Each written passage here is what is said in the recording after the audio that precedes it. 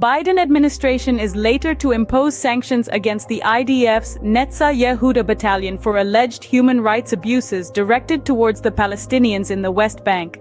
This will be the first time the U.S. would impose sanctions on an Israeli military unit. The sanctions will reportedly lead to barring the battalion and the members from receiving any kind of U.S. military assistance or training. The report drew a sharp response from Israel Prime Minister Benjamin Netanyahu, who has hit out against the sanctions plan, saying he has been pushing against the move in talks with American leaders. War Cabinet member Benny Gantz said, "We have great respect for our American friends, but imposing sanctions on the unit is a dangerous precedent and sends the wrong message to our shared enemies at a time of war." The sanctions come after growing violence by Israeli troops in the West Bank. 37 Palestinians have been killed, and 68 others have been injured in the past 24 hours. Flor Hassan Nahom, the outgoing deputy mayor of Jerusalem and current Israel special envoy for the foreign ministry, is now joining us live from Jerusalem, Israel.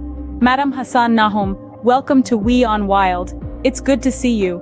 Israel has rebuked plans by the U.S. to sanction the IDF's, what they're calling IDF's Netzah Yehuda Battalion, over what the Americans claim are serious human rights violations in the West Bank.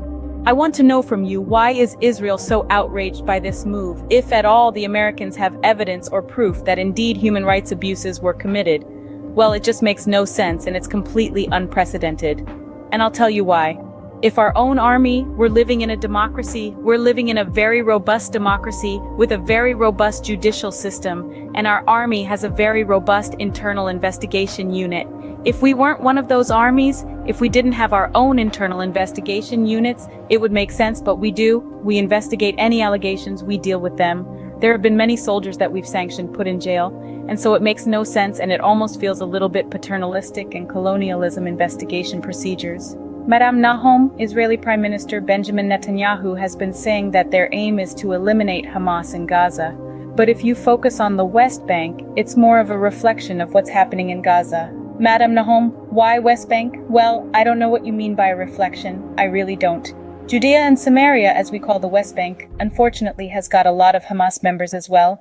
In fact, Fatah, the Palestinian Authority, which is the ruling authority normally, actually coordinates with Israel to get rid of the Hamas terrorists that exist within their authority, within their autonomous authority.